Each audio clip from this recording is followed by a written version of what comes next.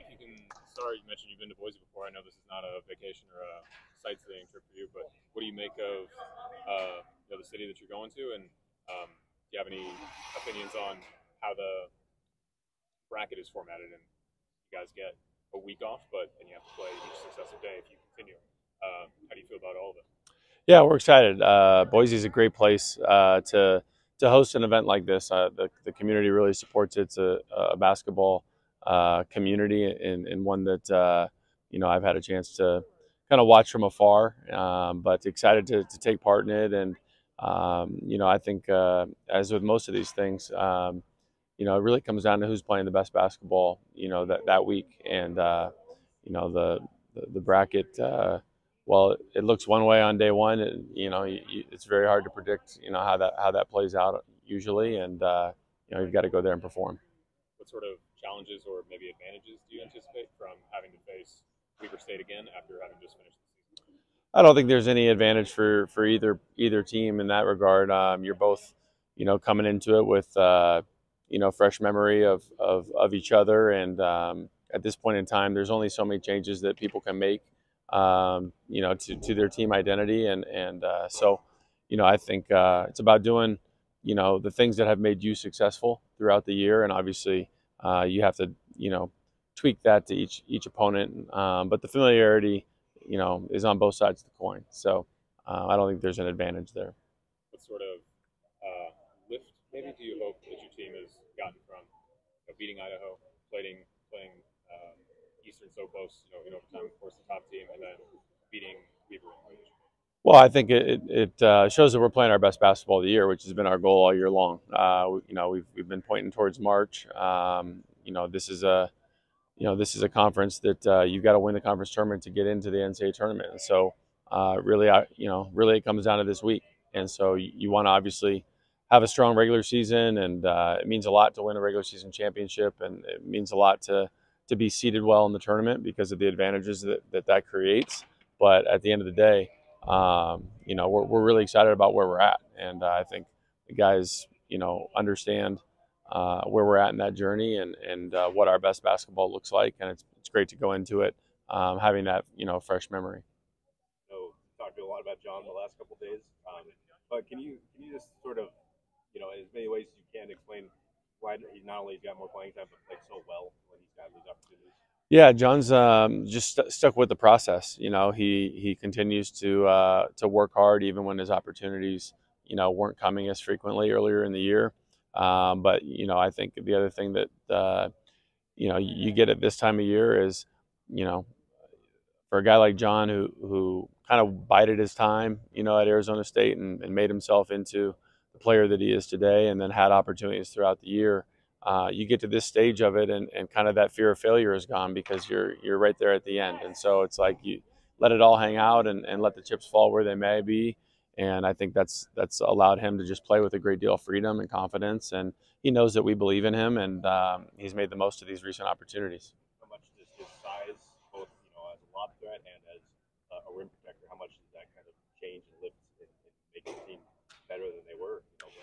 Yeah, it's really helpful. It was one of the things that we were hoping we would get from him, throughout this year, was just the ability to attack different angles in the ball screen game. And obviously when you can throw it up to a guy rolling to the rim, and catch and finish, from that position, puts a lot of pressure on the defense, just as his length does at the rim, when we're defending. So that's been great to see that come to fruition. And certainly our guys understand what he can do out there, and how unselfish he is, when he does catch it, allows them to be better as well.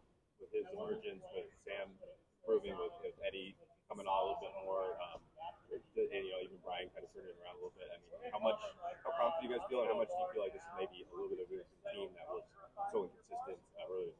Yeah, I mean, the whole thing has been what we're going to look like when everybody was the best version of themselves at the same time, and you're starting to see that now.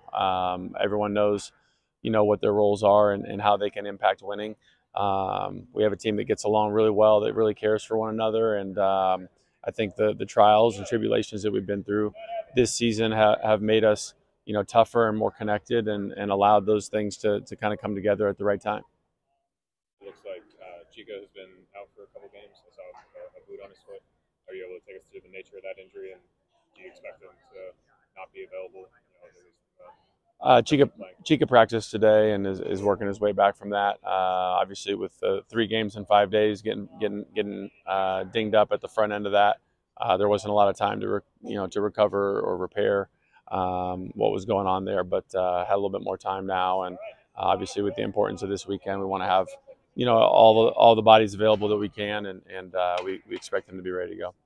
It seems as though Jed has gotten a little bit more playing time as the season. Can you take us through what he has brought to your lineup and in what ways you hope to use him? Yeah, much like John, Jed's another guy that just stayed ready. Continued to work hard in practice and was playing it well in practice, and that's what kind of earned him some of the recent opportunities, which he's maximized. His ball handling and court awareness has been really strong. He's a guy that makes good passes, makes good decisions, and defensively understands the game plan. He's really smart and scrappy, and so he's able to make up for maybe a lack of size here and there positionally. That just with that intelligence and scrappiness out there. Has Rob mentored him at all, or just kind of been a guy for him to look up to? Because it seems like Jed also built his confidence defensively. Like Rob said, that I think when it comes to sealing and having a nose for the ball and moving down, which you've seen what he did on Monday night, just at that relationship, I guess. Yeah, no, I think Rob has mentored all of our guys this year. He's the old head of the group at 24 years old, and someone that's been around the block, in this conference now for 4 years. So, all of our guys have drawn a lot of leadership from that, and I think when you see somebody that can, understand the game plan and know when to be aggressive and take chances as he has. In Jed's case, you're watching those things and filing away for the opportunities that you might have out there. And obviously, he got a couple big stops there on Dylan Jones in the last game, and that was great.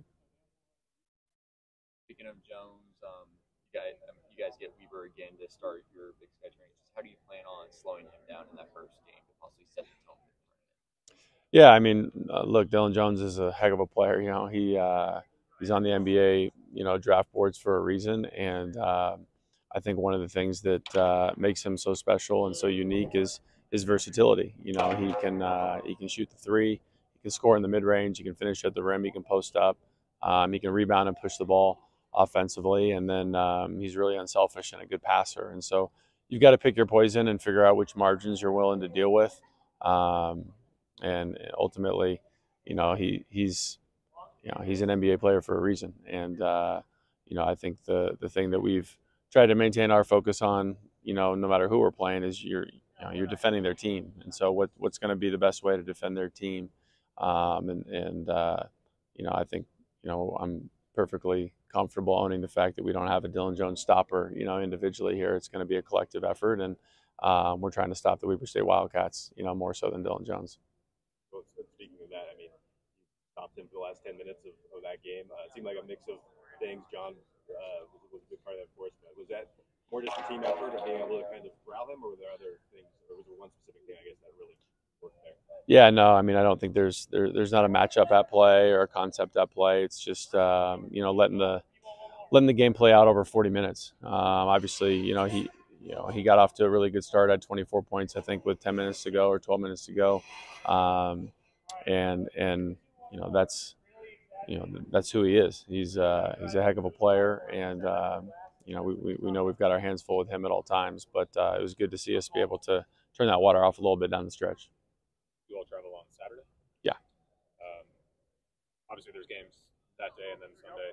Do you use any of that time to watch any of those early games, for scouting purposes, or is it focusing on you guys? How do you anticipate those couple, 36 hours or so before your own games? Yeah, we'll get in on Saturday after we practice here and kind of check in and get our bearings in Boise, and then on Sunday, the 2 games that kind of pour into our part of the bracket, we'll definitely be there and scout and get a chance to start, building those preparations for the bracket.